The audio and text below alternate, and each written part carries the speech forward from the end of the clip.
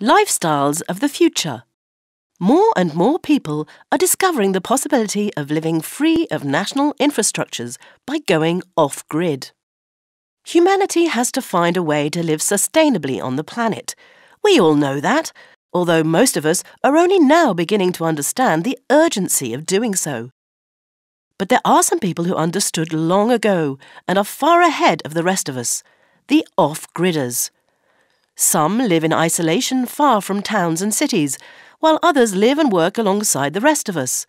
Some of them have even created their own communities of like-minded individuals. How they live varies, but they have all gone off-grid, meaning they no longer use national electricity or even, in some cases, water supplies.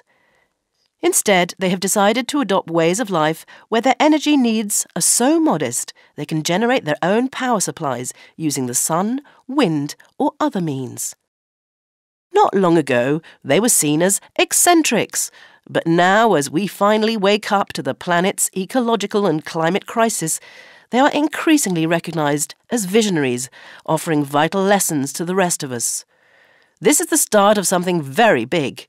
A 2018 study by consulting giant Accenture predicts that by 2035, a minimum of 12% of all US households and 11% of European homes will be functioning off-grid. Some choose an off-grid lifestyle because they are dedicated environmentalists. Others do it out of economic necessity. Still, others because living independently of social structures is, quite simply, a great adventure. Each of them has discovered how to live a happy, rich, and sustainable lifestyle. The question is, which of these future lifestyles would you choose to adopt? The traditional home, a log cabin. This is the classic off-grid dream, one deeply rooted in the American psyche thanks to its romantic association with the pioneer lifestyle. Such is our appetite for images of simple wooden structures in rural settings that there exists a massive internet subculture under the term cabin porn. Why? Well, which of us doesn't imagine we would be calmer, healthier, and more in tune with the planet if we lived in a log cabin? Some people hug trees as a form of therapy, but this is taking things to the next stage.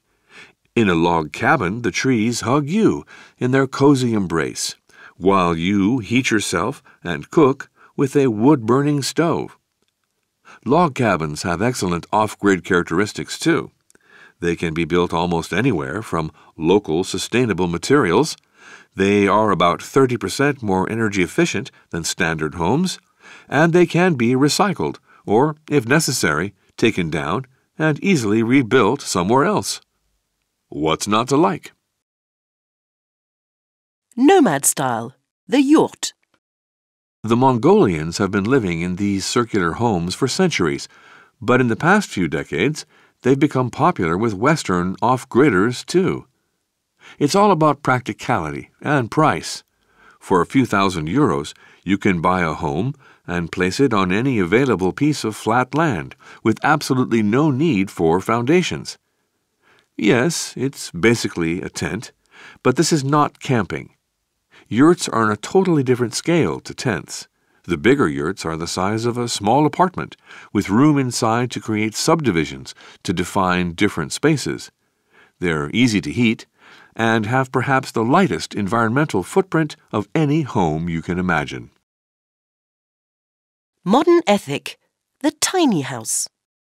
In recent decades, the size of the average American house has grown by 50%, with people building larger and larger homes derogatively called McMansions. Bigger means more wasteful in terms of materials and energy, but a counter-movement has been growing in the past 20 years. The tiny house. They look just like an ordinary house, but are a maximum of 93 square meters in size, with some as small as 10 square meters. The smaller ones are often built on trailers, so they can be easily moved from place to place.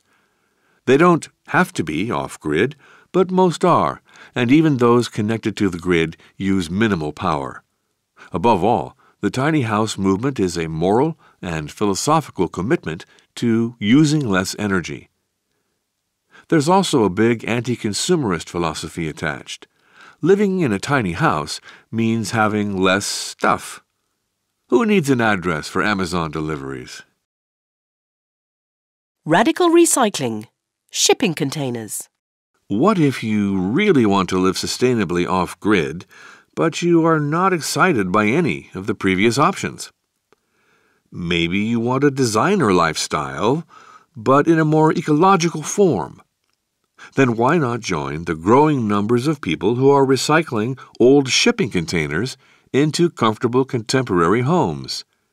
Shipping containers are cheap, plentiful, and designed to stack or connect together, so you can basically build any shape you want.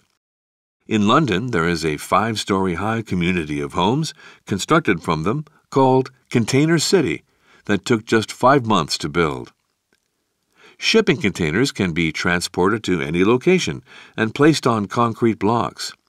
They are easy to convert into off-grid homes using solar power, require little energy to live in, and are a good way of building a modern house without using concrete or wood. Enthusiasts say that the past lives of containers, a decade or so of ocean travel, gives each one its own character in the form of bumps, scratches, and stickers from ports all over the world.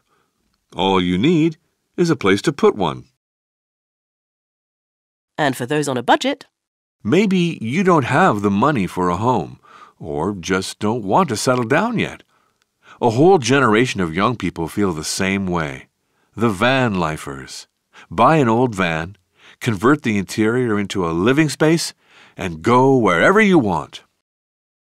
Yes, it's like a camping car, but this is not about spending the summer in a campsite on the Mediterranean. It's about freedom, adventure, and seeing the world on a minimal budget.